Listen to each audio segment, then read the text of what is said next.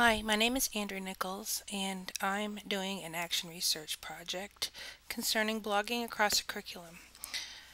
I've chosen kidblog.org as my Web 2.0 tool to use the application within the school. I have set up a number of blogs for teachers in my school, and if you just log in here at kidblog.org, you put in your username and your password, and it will take you to your kind of like your home page, your control panel.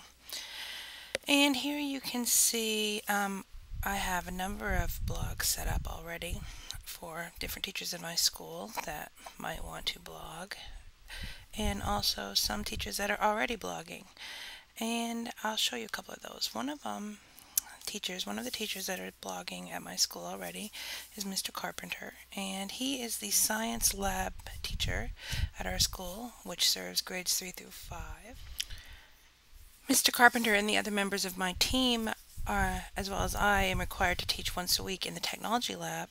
And so a few weeks ago we had an assignment for the students to introduce them to blogging, and he asked them to blog about their opinions about blogging, how they felt about blogging in the school. And so each student in the class blogged about how they felt about that. And now you can see that you can go in as a teacher, and or if you went in as a parent or someone else, you could see this is what you would be looking at, Damien's blog. And he wrote a nice little paragraph here, and you can see that today I went in and commented back on his blog through the control panel.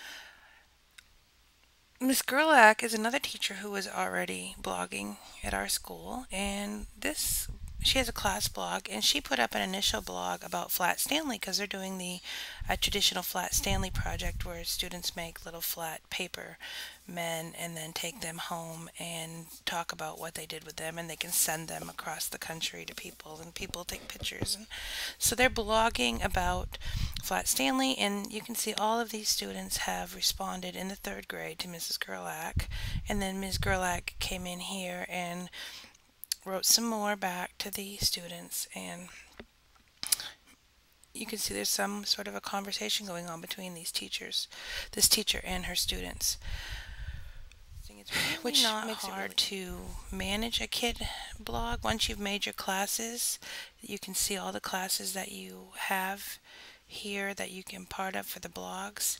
You can click on a class that you want to see, view the class blog or the control panel for that class. It's easy to upload users. You have different tabs up here: write a new post, review post, comments, users, and settings.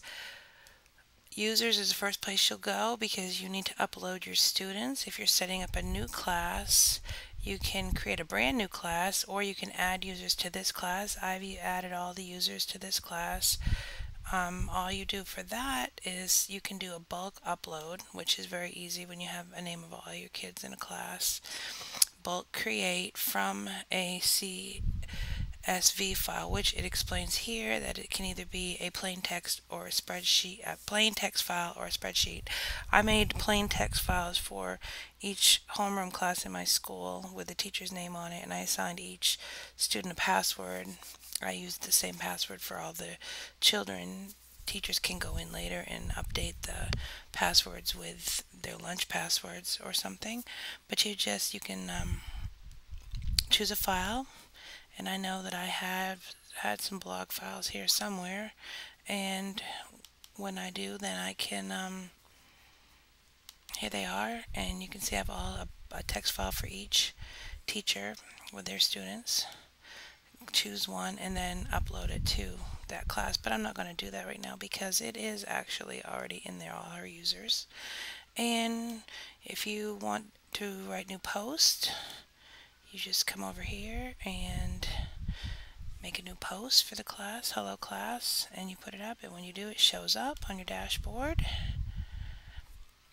And you can also, from your dashboard, see how many published posts. This is your welcome and pending posts, if there were any. You see that both the comments are available in an RSS feed as well as the blog itself.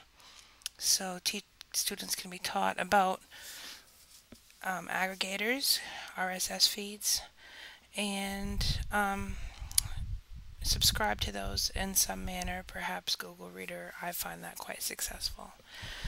So you can see all the posts that have been put up. Let's check out Mr. Carpenter's because we can see all my posts. And I have no posts at all because I'm signed in as me. I can see all the blogs here.